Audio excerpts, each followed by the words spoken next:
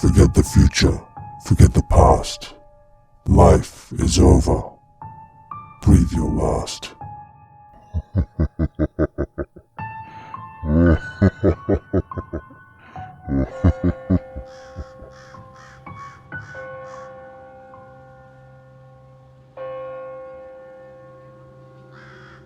For most of my childhood, I lived over top of a funeral home, almost 8 years to be exact.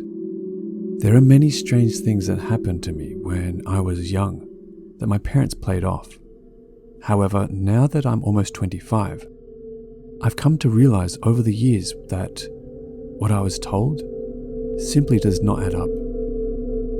First, let me tell you about those instances, and then I will get to the story that ultimately made me sleep with my parents until I was almost 13. I don't really know how to pinpoint when these things happened, but rather just tell you that they happened all the time. So let me set the scene so you can have a feel for the layout of the funeral home / my house. The funeral home was 2 stories and a basement. The basement, in my time there, was simply a basement. Before my lifetime, I believe my father said it was used to store bodies and so on. The first floor, or ground floor, was where the funerals, visitations and so on took place. From the ground entrance, there was a lobby which sectioned off 2 chapels, one larger one off to the left and a smaller one to the right. Towards the back, beyond the chapel, was a small room that had 3 doors, one to the basement, one to the prep room or embalming room, and one that led outside. The second floor was our house. From the ground floor entrance, there was a staircase that led up to our area, mostly blocked off for obvious reasons. When entering our area from said staircase, there was a living room that led into an open dining room. From there was a kitchen. The dining room also led to my baby brother's room. His room more or less conjoined my parents' and my bedroom all together, separated only by our own doors. I'm sorry there's so much detail. It's just important that you know about how the bedrooms are connected. So now you get a feel for the whole place. Let me tell you, as best I can, of the weird things. A shower running by itself. I had my own bathroom in my room.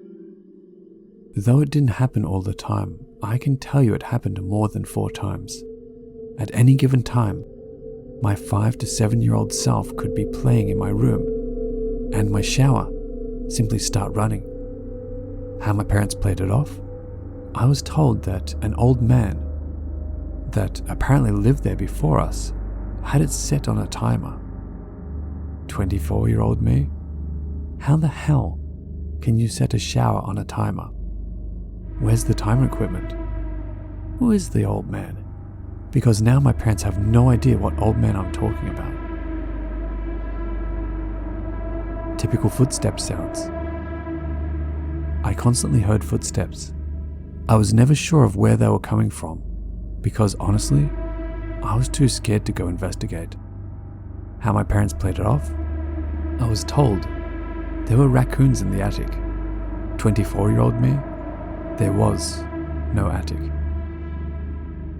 Now, I'm going to tell you about that story that produced about 4 grade school personal narratives and about 8 years of sleeping with my parents.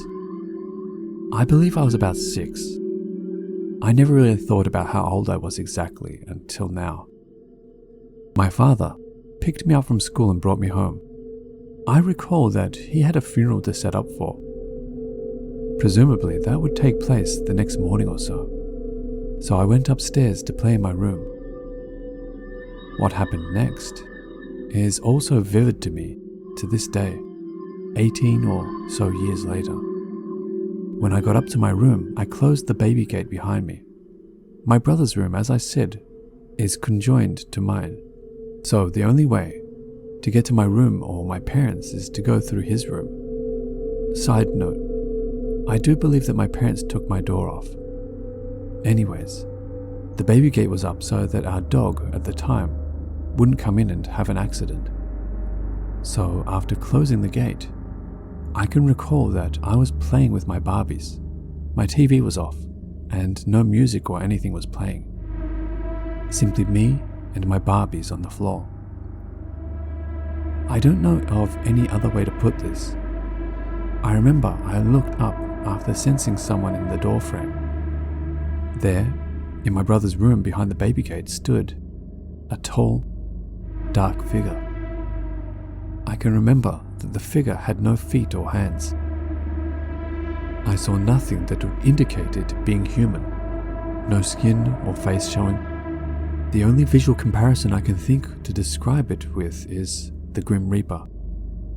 The figure was all black, and I believe hooded. I saw no face, simply black. Naturally, scared to death, I stood and started back towards the wall behind me, never taking my eyes off the being. I opened my mouth, but at first, nothing came out. After a beat or so longer, I turned and tried to open my window. Why? I still don't know. I was so scared in the moment that maybe I was actually considering jumping out from the second story. However, I didn't, and my voice didn't fail me the second time. I started to scream bloody murder for my dad. All the while I watched as the figure turned, headed for my parents' room, but dissipated into the wall.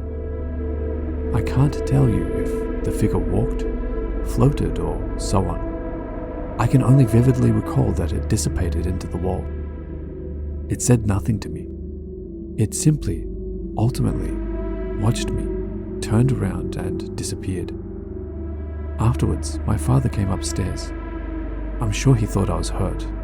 But anyways, he tried to play it off like it was my uncle playing tricks on me to calm me down.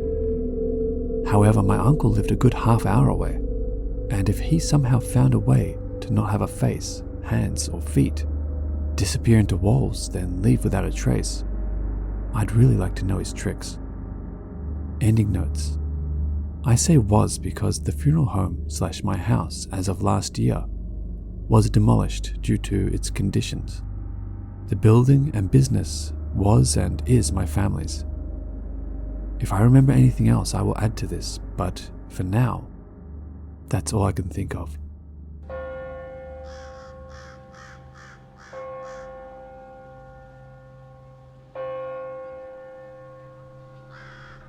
Due to my profession, I come across the dead and anything related more often than your average Joe. In the past 8 years, I've been working as a funeral director here in Germany. Me and my colleagues have experienced numerous unexplainable things that stuck with us. Out of these, I'd like to share one with you today that was clear as day and surely not my imagination. This story begins at the end of a pickup in the middle of the night, around 2 a.m. We had just finished rolling the casket into the cooling unit and were sitting by the desk around the corner, filling in our nighttime sheets. You need to know that our hygienic area and the makeshift office are separated by our cache of caskets waiting to be put to use. The light there is always off, so all the lighting you get is the faint shimmer of cold white light coming from the hygienic area. I looked to my left as I finished writing my timesheet and was startled to see a dark figure standing right on the walkway between the caskets, illuminated from the back by the mentioned light. I slowly poked my colleague to look. He also saw the figure, and after a few seconds of blank staring, I called out to it, thinking it was one of our other colleagues, maybe. No answer. So I called out a second time. Yet again, nothing. Since we had intruders in the funeral home before, both of us got up and slowly walked towards the figure, further calling it out. About halfway towards the figure, it suddenly turned away and audibly walked out of sight towards the cooling unit. My colleague and I quickly followed, but as we got around the corner, nothing was there. The big back door was still locked, and the only window was barred up and cluttered with stuff anyway. Out of fear of an actual intruder, we looked around, searching anywhere, but gave up eventually. Both of us are sure we saw a ghost that night, since it was too clear to just be a strange shadow. I'd be happy to hear your thoughts on that, because we're still looking for some explanation.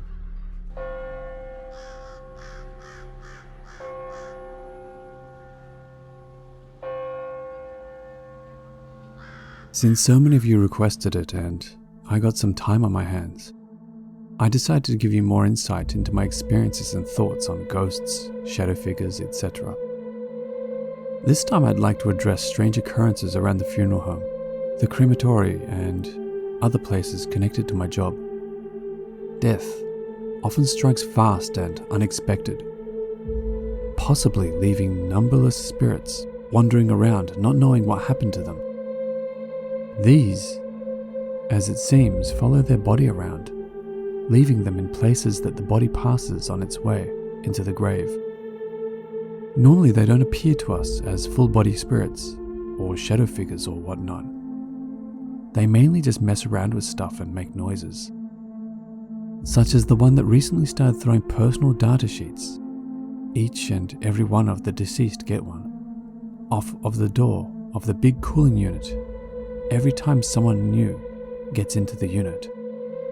We push them in, close the door, add the sheet, and once we've left, 1 or 2 sheets will all of a sudden fly off of the door. We already adjusted to this by going away, waiting 1 or 2 minutes and coming back. I'd like to have footage of that, but I don't have cameras to put up there. Another thing is that you'll hear voices sometimes. The most extreme example of that must have been my colleague running out of the office claiming that somebody screamed at him. Voices are so common that we generally try to ignore them. It's unintelligible in most of the cases, and if we understand things, we usually can't make any sense of it. I personally talk to every single body I prepare, stating what I'm going to do and what I am doing, just in case someone is listening. Little things go missing all of the time too. Tools, pens, candles, and many other small objects. They're often gone for about a month until we find them again in the most impossible places.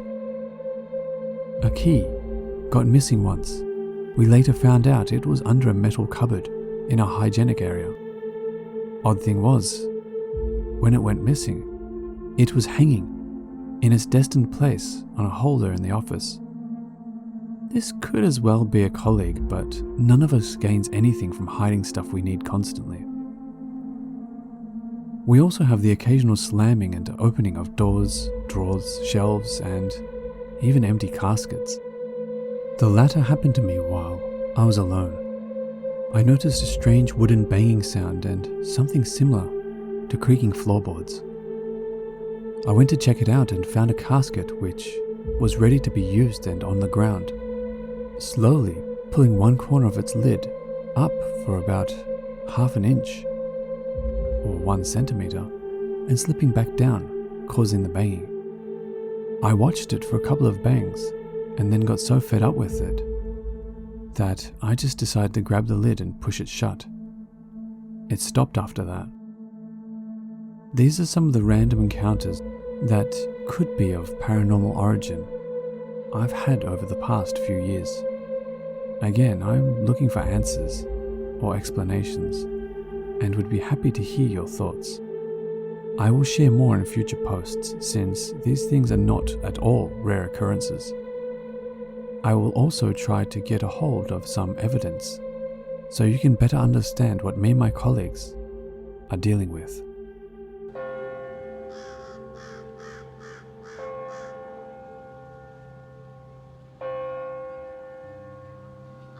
Hello watchers and listeners, thank you so much for watching.